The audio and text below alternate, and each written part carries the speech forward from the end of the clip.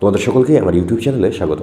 আজকে তোমাদের সামনে আমি আলোচনা করছি এবিটিএ টেস্ট পেপারের 127 নম্বর পেজের যে ইতিহাসের যে সলভগুলো আছে 2025 সালের এই প্রশ্ন উত্তরগুলো আমি সলভ করে দিচ্ছি। প্রথম প্রশ্নটা দেখো, নয়া সামাজিক ইতিহাস চর্চার গুরুত্ব লাভ করেছে কত দশক থেকে বলো তো? কিন্তু এটা 60-এর দশক থেকে, আর ভারতে কিন্তু এটা তোমার 80-র দশকে। গ্রিন ইম্পারিয়ালিজম এটা কে বলো তো? এটা কিন্তু তোমার রিচার্ড গ্রোভ। গ্রাম বার্তা প্রকাশিকা প্রকাশ করেন কে করেছিল? এটা তোমার হরিনাথ মজুমদার করেছিল, যিনি কাঙাল হরিনাথ নামেও পরিচিত ছিলেন। তারপরে 4 নম্বর প্রশ্নটা দেখো, স্বামী বিবেকানন্দ রামকৃষ্ণ মিশন প্রতিষ্ঠা করেন কত সালে? রামকৃষ্ণ মিশন এটা কিন্তু তোমার 1897 সালে। এখানে দেখো, কলকাতা কমলালয় এর লেখক কে ছিলেন? ভবানীচরণ বন্দ্যোপাধ্যায়। পাগলপন্থী বিদ্রোহের কেন্দ্রস্থল কোনটা ছিল বলো তো? এটা কিন্তু তোমার ময়মনসিংহ। সন্ন্যাসী আর ফকির বিদ্রোহের অন্যতম একজন নেত্রী কে ছিল? এটা তোমার দেবী চৌধুরানী। কার্ল মার্কস 1857 সালের বিদ্রোহকে বলেছেন কি বলেছে? জাতীয় বিদ্রোহ বলেছেন। বাংলার মুকুটহীন রাজা আমরা সবাই জানি সুরেন্দ্রনাথ বন্দ্যোপাধ্যায়। ভারতের ইস্ট ইন্ডিয়া কোম্পানির অবসান ঘটে কত সালে বলো তো? 1858 সালে। রাধানাথ শিকদার কিসে কাজ করত? এটা কিন্তু জরিপ বিভাগে কাজ করতেন। বাংলা হরফের প্রথম কারিগর কে ছিলেন? এটা কিন্তু তোমার পঞ্চানন কর্মকার হবে, ঠিক আছে, ক নম্বরটা কিন্তু। বাবা রামচন্দ্র অসহযোগ আন্দোলনের নেতৃত্ব দিয়েছিল কোথায়? অযোধ্যায়। রম্পা উপজাতীয় যে বিদ্রোহ হয় এটা কোন অঞ্চলে হয়েছিল? এটা তোমার হবে গোদাবরী উপত্যকায়। এবার দেখো, লাঙলজার জমিদার ঘামজার দামতার এই স্লোগানটি কোন আন্দোলনের সঙ্গে জড়িত বলো তো? এটা কিন্তু তোমার তেভাগা আন্দোলন। ভারতের বিপ্লবী চেতনার পথিকৃৎ কে ছিলেন? অরবিন্দ ঘোষ। বিনয় বাদল দীনেশ রাইটার্স বিল্ডিং অভিযান করেন কত সালে? 1930 সালে। দীপালি সংঘের মুখপত্র কে ছিল? এটা কিন্তু তোমার জয়শ্রী পত্রিকা, ঠিক আছে। এই যে এ ট্রেন টু পাকিস্তান গ্রন্থটি রচনা করেন কে করেছে? খুশবন্ত সিং। এবার 20 নম্বর প্রশ্নটা দেখো, যে স্বাধীনতার প্রাককালে সবচেয়ে বড় দেশীয় রাজ্য কোনটা ছিল? হায়দ্রাবাদ ছিল, ঠিক আছে। বামাবধানী পত্রিকার সম্পাদক কে ছিলেন? এটা আমরা সবাই জানি উমেশচন্দ্র দত্ত। কলকাতা বিজ্ঞান কলেজ কবে স্থাপিত হয় বলো তো? এটা কিন্তু তোমার 1914 সালে স্থাপিত হয়েছে। ভারতশ্রী মহামঙ্গল কে প্রতিষ্ঠা করেন? এটা কিন্তু সরলা দেবী চৌধুরানী। দক্ষিণের বিদ্যাসাগর কাকে বলা হয়? বীরেশলিঙ্গম পান্থলুকে।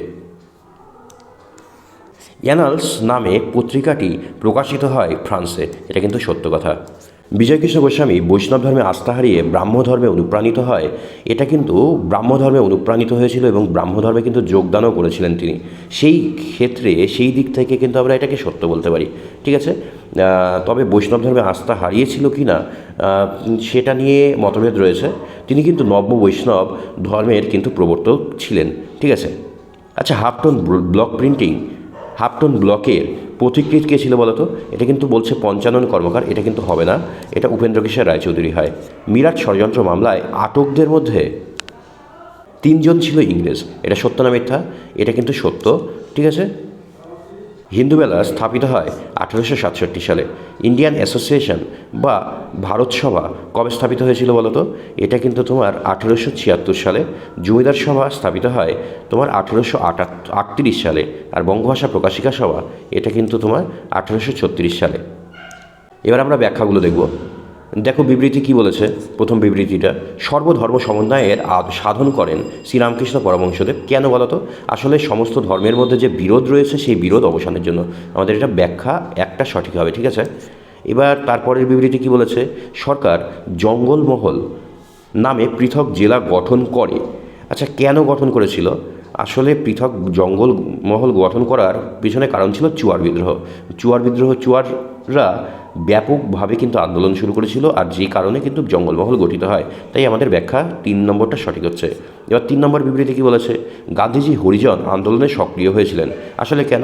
এই হরিজনদের মধ্যে যে বৈষম্য ছিল, ঠিক আছে, নিম্নবর্গের মানুষের মধ্যে হয়ে যে বৈষম্য, সেই বৈষম্য দূর করার উদ্দেশ্যেই কিন্তু তিনি গান্ধীজি এটা কিন্তু করেছিলেন। বিবৃতি 4 নম্বরটা দেখো, বল্লভভাই প্যাটেল স্বাধীন ভারতের স্বরাষ্ট্রমন্ত্রী ছিলেন, ঠিক আছে। এবার তোমার কি ব্যাখ্যাগুলো দিয়েছে, তিনি ভারতের লৌহ মানব নামে পরিচিত ছিলেন, তিনি অর্থনৈতিক উন্নয়ন করেন এবং ভারতের রাজনৈতিক সংগঠন তিনি শক্তিশালী করেছিলেন। আচ্ছা, এইবার স্বরাষ্ট্রমন্ত্রী ছিলেন, এখানে দেখো বিবৃতি আর ব্যাখ্যার মধ্যে কিন্তু বিস্তর ফারাক রয়েছে। ঠিক আছে, এটা কোনো যুক্তিপূর্ণ বিবৃতি হতে পারে না।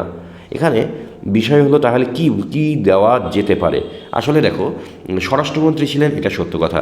আর তিনি লৌহ মানব নামে পরিচিত হন তিনি তার রাজনৈতিক কর্মকাণ্ডের জন্যই কিন্তু, কারণ দেশীয় রাজ্যগুলোকে তিনি একত্রিত করেছিলেন, আর এই কারণেই কিন্তু তিনি লৌহ মানব নামে পরিচিতি লাভ করেন। আর রাজনৈতিক সংগঠনকেও তিনি একাংশে কিন্তু শক্তিশালী করেছিল। ঠিক আছে, তবে এই ব্যাখ্যা 1 নম্বর ছাড়া কোনোটা দেওয়া কিন্তু আমাদের হাতে নেই। ঠিক আছে, তাই আমরা 1 নম্বর ব্যাখ্যাটাকেই সঠিক বলে ধরছি। এবার বিভাগ গয়ে যে 2-এর যে প্রশ্নগুলো রয়েছে, সেই 2-এর প্রশ্নগুলো আমি শীঘ্রই PDF বানিয়ে তো আপলোড করে দেবো।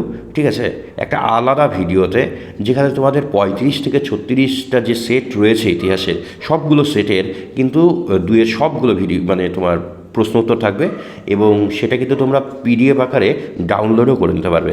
আমার কাজ শীঘ্রই সম্পূর্ণ হবে এবং তোমরা শীঘ্রই কিন্তু সেটা পেয়ে যাবে। তোমাদের পরীক্ষা ভালো হোক, এবং তোমাদের যদি ভিডিওটা ভালো লাগে তাহলে অবশ্যই লাইক, শেয়ার এবং সাবস্ক্রাইব করো। ধন্যবাদ সকলকে।